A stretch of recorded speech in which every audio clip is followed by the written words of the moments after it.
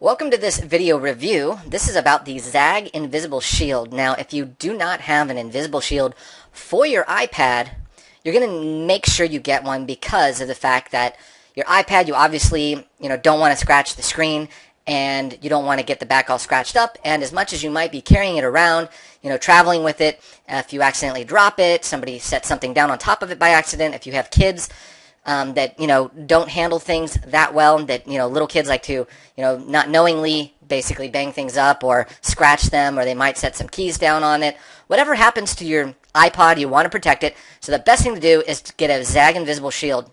Now, let me tell you a little bit about. Alright, so what we're going to do is, first thing you want to do is check that you have all the materials. So you're going to unpack your shield once you get it. A lot of times they're rolled up.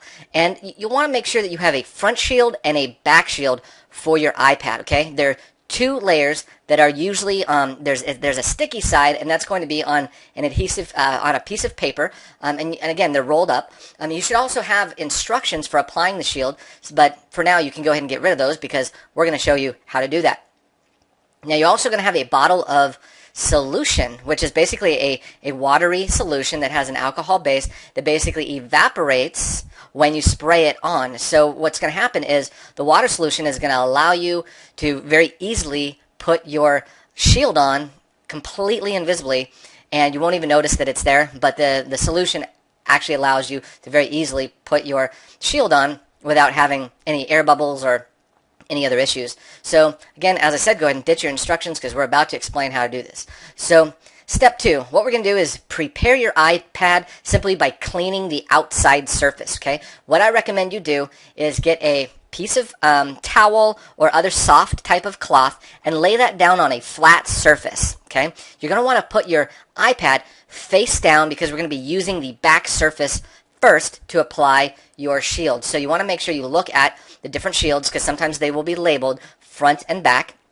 And basically what you're going to do is you're going to take your alcohol-based cleaner. You can either use Windex or whatever your favorite window cleaner is, and you're just going to give your iPad a quick spray and then go ahead and rub that very gently with a soft cloth, getting away any grease or extra fingerprints or little dust areas that might be causing dirt on the actual surface of the iPad, because the problem is that once you put your shield on, it's going to be pretty permanent, so you do not want to put any kind of you don't want to get any kind of dust under there. So again, you want to make sure, generally a microfiber cloth is really good to use. You can use any type of really soft cloth, but I generally like the microfiber cloths because those seem to be really good. You're also going to want to have a can of air, okay? Get the spray canned air that you can basically use you can get this at any kind of a computer electronics store. You can use that to spray away any extra dust field or dust specks. Sometimes what will happen is when you wipe down your iPad with the towel, sometimes there can be little flakes from the towel, but again, that's why we're using the microfiber towel and also using the canned air to make sure that stuff goes away. Now, you want to make sure, again, that your iPad is laying face down because we're going to be doing the back surface.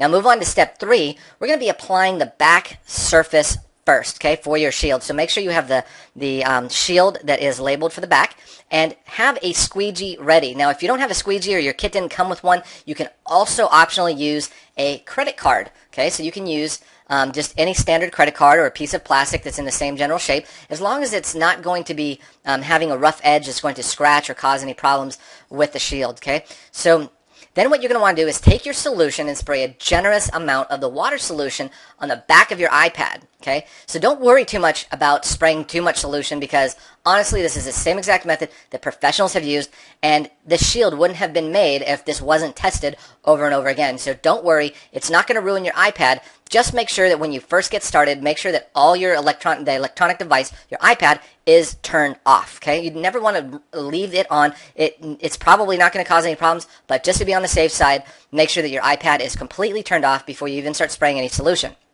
Now, spray the solution also on your fingertips. You want to have a little bit of the wet solution on your fingers because that's going to also help get rid of the oil on your fingertips as well, and it'll allow you to actually grab onto the shield on the corners without actually having your hand stick to the shield, because the one side of the shield is going to be a little bit sticky, and you don't want to touch that surface too much because, again, you don't want all the oils coming off your finger. Now, begin by peeling the paper from the shield, and don't get too much off at one time. Simply just peel a small amount and spray with more solution. Okay, so as you're peeling the paper away from the shield, continue to spray it. So peel a little bit off, give it a little spray, peel a little more off, and spray a little bit more. So again, do not worry about getting too much solution. You're probably going to end up using the whole bottle that they provide. So continue doing this until the entire shield is peeled away from the paper and is dripping with solution. So again, that's why it's a good idea to have a towel down, because as you're doing all this stuff, you're not going to end up with a big puddle of water over or underneath your iPad. You're basically going to be, it'll be soaking into the towel as you're spraying and doing whatever you need. If the excess spray goes onto the back of the iPad, do not worry, because we're spraying that too. Now, if your iPad starts to dry up a bit from after you sprayed it, because now you're working on your shield, just go ahead and add a little bit more, just spray the back of the iPad just a little bit more, and you'll be good to go. Now, in one pass, once you have the entire back of the paper peeled off of the shield, go ahead and grab the bottom side of the shield, and on the other side, grab one of the corners, and just in one single pass, kind of almost toss the entire shield onto the back of the iPad. Make sure that you're in the correct direction, because it's going to be more long than it is tall. So just make sure that you get the shield on the back of the iPad as smooth as you can in the correct shape. And because the shield is going to be so wet all over, you'll be able to easily float that shield on top of the iPad. So do not hesitate. Just allow the shield to fall naturally right on top of that fluid, and you'll be good to go. So step 5, you're going to slide the shield around on the wet surface until you get it exactly in the place that you want. So again, it's going to be floating on top of that solution, so just slide it into the position, make sure that all the corners are matched up, and make sure that it's exactly where you want it. So don't worry about all the big air bubbles, because at this point, we're going to be getting them out. Okay, just make sure that all the edges are aligned nicely and that there's no creases, or none of the shield edges are not overlapping or flipped over or anything weird like that. So step 6, use your squeegee to simply remove any remaining air bubbles and or extra solution that's underneath the shield. So what you'll do is you're going to start from the center, and you're going to work your way out from the center all the way out to the edge. Now continue doing this until the transparent layer is actually nice and smooth. So what you're going to do is make sure that your shield is always going to be, all the air bubbles are out, starting from the center, moving outward with your squeegee or your credit card, and just kind of softly push until all those air bubbles are out. You can start off by using your finger. If you have some bigger air bubbles, you can kind of smooth the shield out with your fingers. Now, because the shield is still going to be sliding around a little bit from all the fluid, you're going to want to make sure that you really push down on that and make sure that the shield does not slide out of place. So as you're doing this with the squeegee, you may need to hold down some of the corners just to anchor them down, because there's so much solution and you don't want things to fall out of place. So step 7, what we're going to do is, once the entire back is completely finished, all the extra solution is out, and as you're doing that, it's going to be going onto the towel or whatnot. You're just going to, once you feel good about the back of the iPad and how the shield is actually applied, go ahead and flip the entire iPad over, and then repeat the exact same process for the front of the iPad. Again, don't worry about using too much solution, because the iPad, even though it's not 100% waterproof, it's not like you're going to go stick it down inside of the ocean, like 1,000 feet deep, or in a swimming pool, hopefully not. This chemical that the solution is made up is meant to dry out very quickly. So if any of the solution gets on the iPad, don't worry, it's going to dry up, and even over time, more is going to dry up.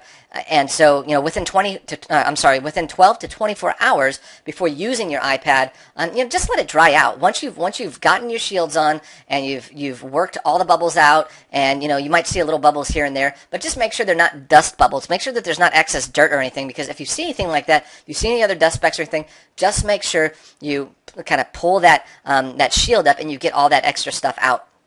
And you don't want to get any other additional finger oils on any part of the underlying shield. So make sure that you continue to keep your hands wet, to keep the shield wet, and you don't need to touch the shield all over the place. You basically just want to keep it to a minimal, hold the corners, hold the edges very, very gently. Don't try to, put your hand right in the middle of the shield. So just let everything dry for 12 to 24 hours, and you should be good to go. So that's the end of this tutorial, and I really hope you enjoyed listening to the instructional guide for the application for the iPad ZAGG Invisible Shield. Well, thank you very much, and we'll hope to see you in another tutorial.